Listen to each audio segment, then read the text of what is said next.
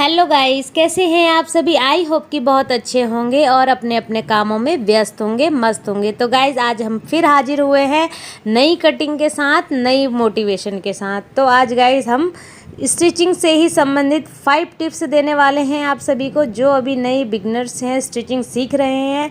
और कुछ नई टिप्स ऐसे भी बताऊँगी मैं, जो हर टेलर को एक काम आता है और हर टेलर के लिए छोटी छोटी ट्रिक्स बहुत ज़्यादा काम आती है।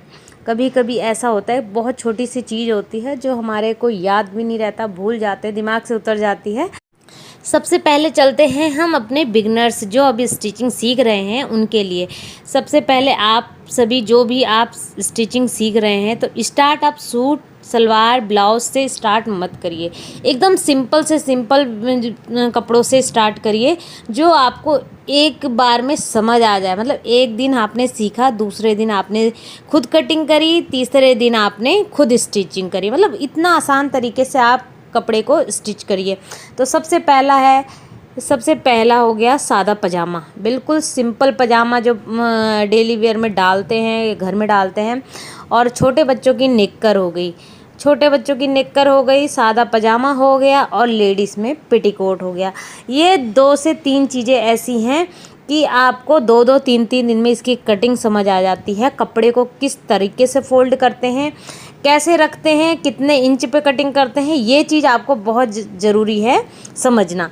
तो गाइज़ यहाँ से स्टार्ट करिए और कोशिश यही करिएगा कि अगर आपके पास एक दिन आप न्यूज़पेपर में करिए, दूसरे दिन आप कोई वेस्ट कपड़ा रखिए। पुरानी साड़ियाँ होती है यूज़ में, जो यूज़ नहीं होती उसको आप यूज़ कर सकते हैं कटिंग सीखने के लिए।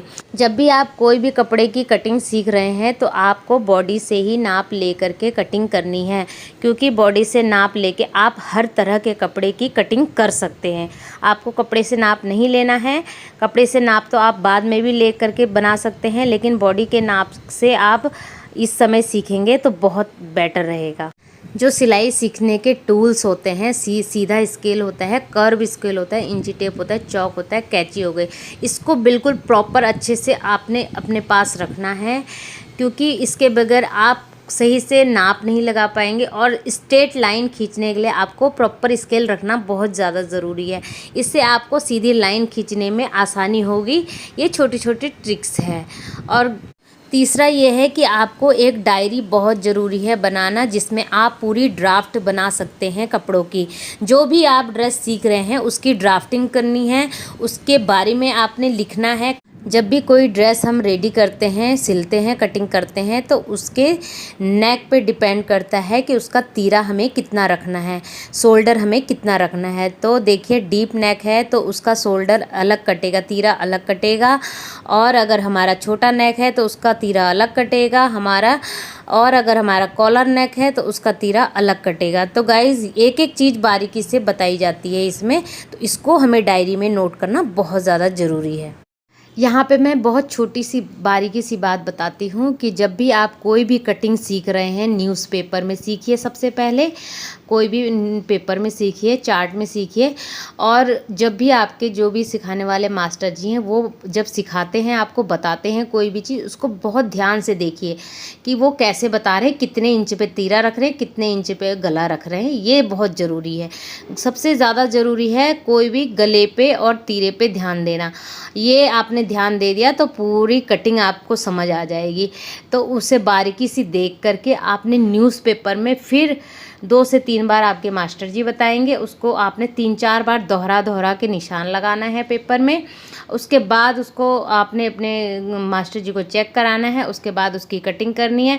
न्यूज़पेपर में 2-3 बार आपने कटिंग करी, और उसको फिर एक रफ़ कपड़ा, जो अगर आपने अपने लिए यूज़ करना है तो ठीक ठाक कपड़ा ले करके उस पर कटिंग करिए, फिर उसको बनाइए, सिलिए।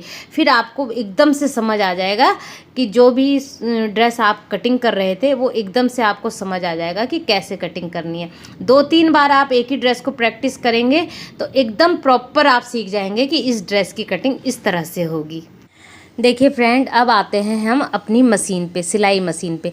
सिलाई मशीन आप सीखते समय नॉर्मल मशीन का ही उपयोग करें।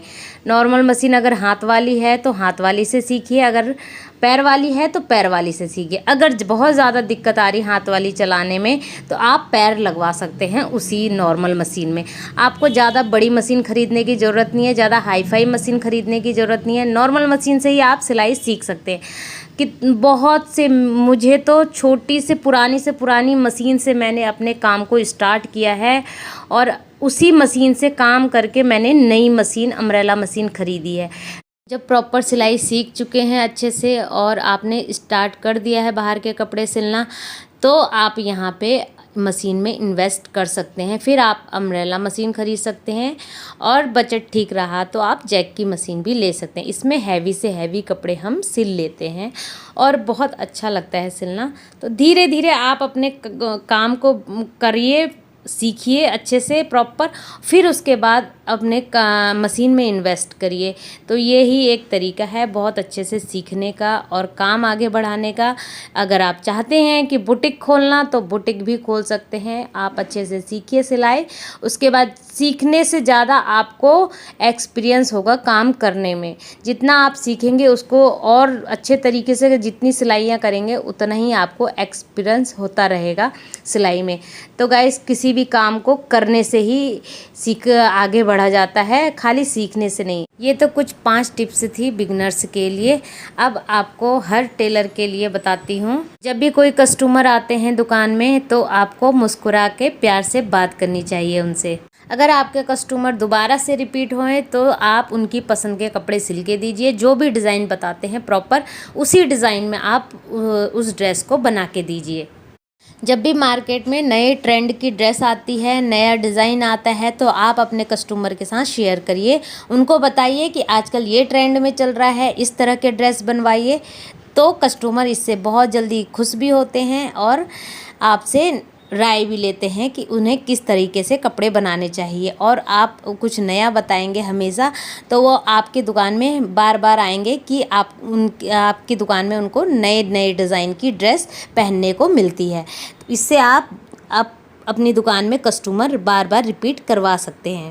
जब भी आप कोई सूट स्टिच करते हैं तो शोल्डर पे स्टॉपर ज़रूर लगाएं अंडरशर्ट को कवर करने के लिए, और आप चाक पे ही स्टॉपर लगा सकते हैं। वहाँ पे से ज़्यादातर कमीज़ें फटती है तो वहाँ पे भी स्टॉपर ज़रूर लगाएं। और तुरपाई बहुत अच्छे से करिए कि तुरपाई जल्दी उधड़े ना। तुरपाई में भी बहुत ज़्यादा कंप्लेन आती है कि तुरपाई 2 दिन में उधड़ गई, 4 दिन में उधड़ गई। इसीलिए कोई भी तुरपाई वाली अगर आप बाहर करवाते हैं तो तुरपाई वाली बहुत अच्छी रखें जो आपके कपड़े को बहुत अच्छे से तुरपाई करके दे। और यहाँ पे छोटी सी ट्रिक है, जब भी आप कोई ड्रेस बना रहे हैं अपने कस्टमर का तो उसमें लेस का, बटन का और मोती का उपयोग ज़रूर करें। जब भी आपके कस्टमर कहते हैं कि थोड़ी बहुत डिज़ाइन या कुछ अलग तरीके से बनाइएगा ड्रेस, तो आप इन तीनों चीज़ों का उपयोग करके कुछ नया क्रिएटिविटी करके आप सूट बना सकते हैं और अपने कस्टमर को दे सकते हैं। इससे आपके कस्टमर बहुत खुश होंगे और आपके जो भी स्टिचिंग चार्ज होते हैं वो आपको खुशी खुशी देते हैं और खुश भी हो जाते हैं कस्टमर। यहाँ पे देखिए, यहाँ पे मैंने भी कुछ नया थोड़ा सा डिज़ाइन डाल दिया प्लाज़ो में, थोड़ी लेस लगा दी है, कुछ नेक पे लेस लगाई है, कुछ बाजू पे लेस लगाई है। इससे सूट का लुक थोड़ा चेंज हो गया है और बहुत अच्छा लुक आ जाता है ड्रेस का। इससे हमारे कस्टमर बहुत खुश हो जाते हैं। बस इतना ही, फिर मिलेंगे हम नेक्स्ट वीडियो में।